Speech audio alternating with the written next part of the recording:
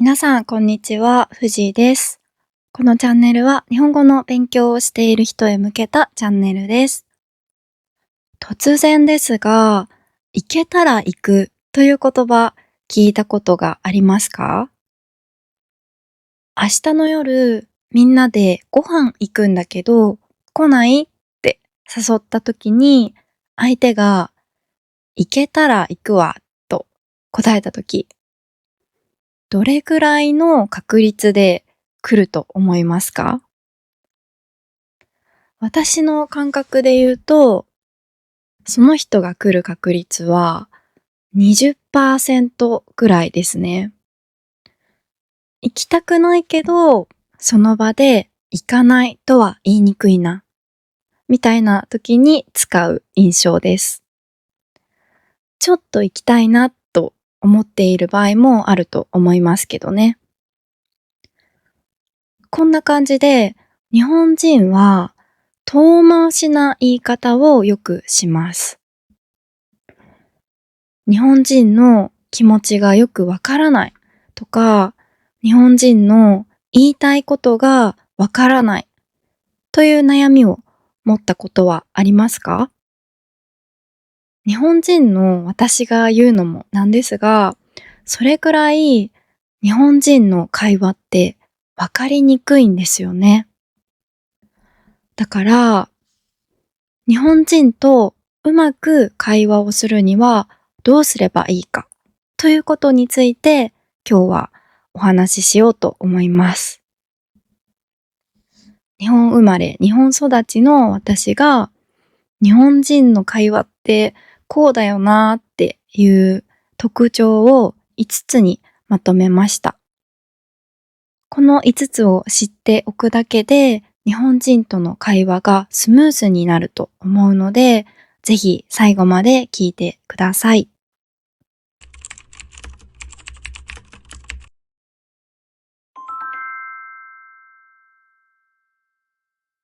はい。まず、日本人の会話の特徴、一つ目は、相槌です。これは、私が英語圏の人が話している動画とかを見て感じたことなんですけど、日本人に比べて相槌が少ないんですよね。相槌っていうのは、話を聞いているときに、聞いてますよとアピールをすることです。うなずいたりとか、言葉で伝えることもあります。うん、確かに、わかる、マジとかがよく使う相槌ですね。相槌は日本人との会話ではとても重要です。相槌がないと話している側は不安になるんですよね。あれ、私の話つまらなかったかなとか、話聞いてないのかなと思われてしまいます。だから日本人と会話をするときは少し多めに反応してあげるといいと思います。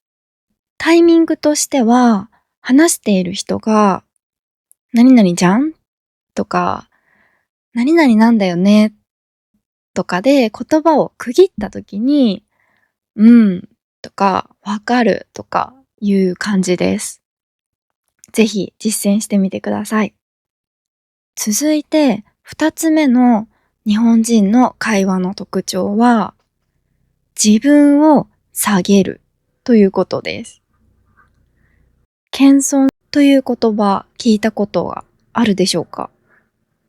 ちょっと難しい漢字なんですけど、漢字は書けなくても大丈夫ですよ。読めれば。これは自分の能力や成果を控えめに表現することです。例えば、富士山って髪の毛綺麗だねと褒められたとします。そして私が、そんなことないよ。ボサボサだよ。という。これが謙遜です。日本人は褒められたら謙遜して相手の言ったことを否定しがちなんですよね。これは褒められてありがとうとか言うと自分もそう思っているイコール調子に乗っているとかナルシストだと思われてしまうかもしれないからです。必要以上に自分を下げてしまう日本人はたくさんいます。だからもしあなたが日本人をね、褒めた時に、いやいや全然そんなことないでしょ。ね、大丈夫とか、眼科行った方がいいんじゃないとか言われたとしても落ち込まないでください。ただ、最近はこの謙遜するという文化があまり良くないという雰囲気もあって、褒められたら素直にありがとうという方がいいよねっていう感じになっています。三つ目の日本人の会話の特徴は、はっきり否定しないです。日本人ははっきり否定しない人が多いです。例えば、今日この後ご飯行けると誘われたとします。日本人は行きたくなかったりとか、行けない時でも、行けませんとはっきり言いません。だいたい今日は厳しいかもしれないですとか、すみません、また機会があればお願いします。みたいな感じで断ります。日本人の感覚からすると、はっきりいけないですと言われると、ちょっと、うってなります。断っていることに変わりはないのにね、断り方で相手の気持ちって変わりますよね。皆さんも断るときは、はっきり言い過ぎないように気をつけてください。あとは、すみません、今日は予定があって、みたいな感じで断る人も多いと思います。これが後で説明する4つ目の特徴です。日本人は最後まで言わないことがよくあるんです。はい。このはっきり否定しないという特徴は、本音と建前という日本の文化から来ています。本音は本当に思っていること。建前はその場の空気や相手の気持ちを考えた発言です。日本人はこの本音と建前を使い分けて生活しています。よく言えば相手を不快にさせないため、悪く言えば自分が嫌われないためです。この建前の文化が特に強いと言われている場所が京都です。有名な話だと、京都の人にお茶漬けでもどうですかと言われたら、早く帰ってくださいというサインだというのを聞いたことがあります。あとは、お子さん元気で素敵ですねというのは、うるさいから静かにさせてほしいという意味だそうです。面白いですよね。冗談みたいな感じでよく言われることです。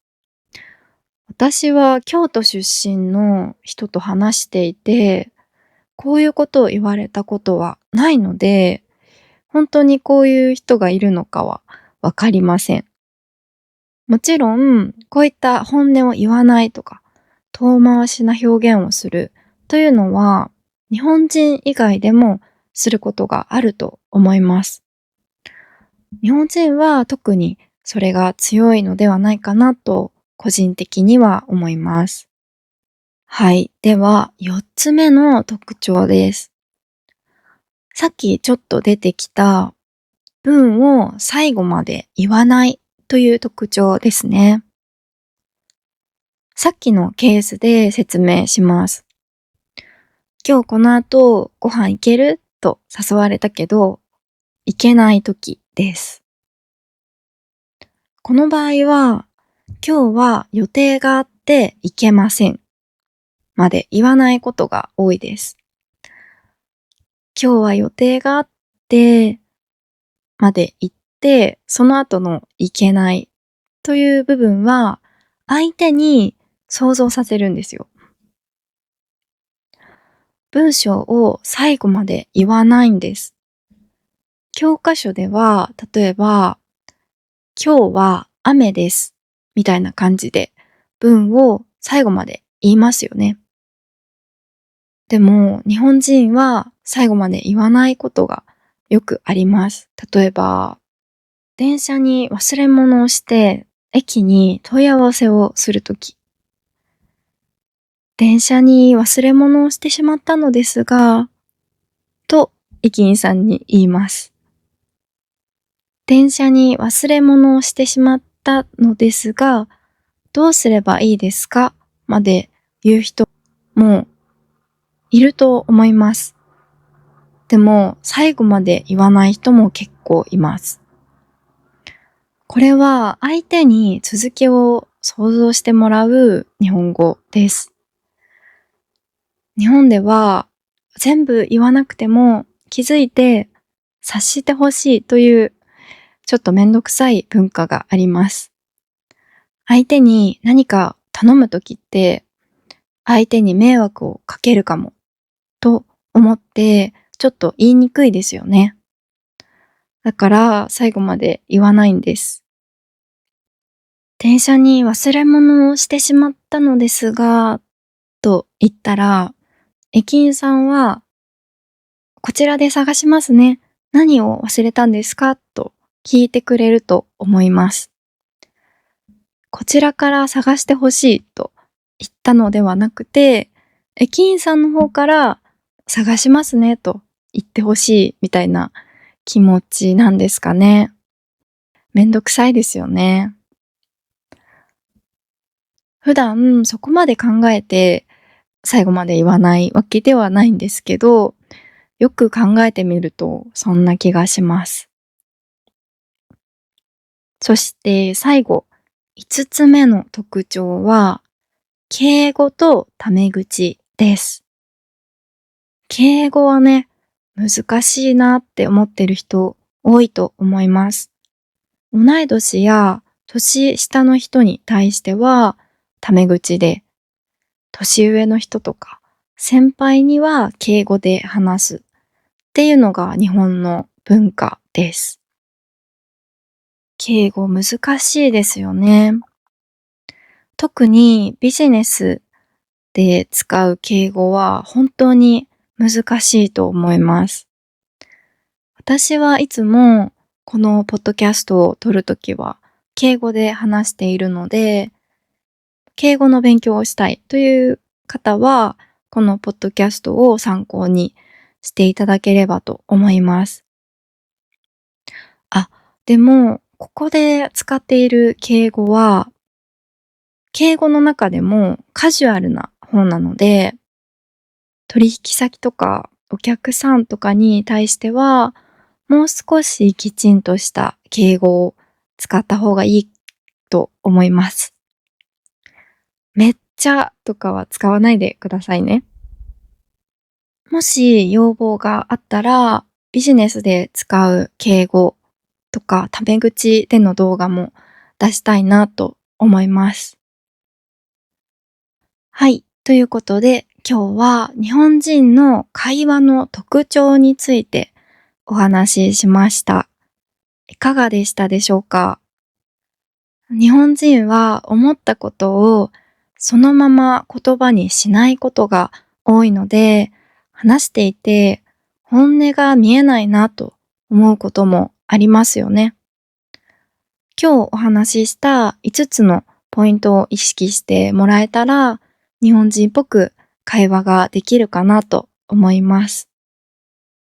あと、英語が母国語の人にとって紛らわしいだろうなと思うことがあって、それを最後に話していいですか？何かというと、日本語と英語は Yes と No が逆だということです。どういうことかというと、否定の疑問文に対する答え方が日本語と英語は逆なんです。例えば、Don't you like sushi? と聞かれたときに、英語だと Yes で好きだという意味になると思います。でも、日本語だと、お寿司好きじゃないのに対して、うんと言ったら、好きじゃないという意味になります。英語と逆なんですよね。好きだと言いたいときは、お寿司好きだよと言います。これ、私は英語で会話をするときに、紛らわしくていつもわからなくなっていたので、多分皆さんの中にも混乱している人がいるかなと思います。日本語では自分が Yes か No かではなくて、相手が、相手の言ったことが自分の答えと合っているか、違っているかで答えます。紛らわしいので気をつけてください。はい、それでは今日の動画は終わりたいと思います。最後まで聞いてくださってありがとうございました。また次の動画でお会いできたら嬉しいです。よろしければチャンネル登録お願いします。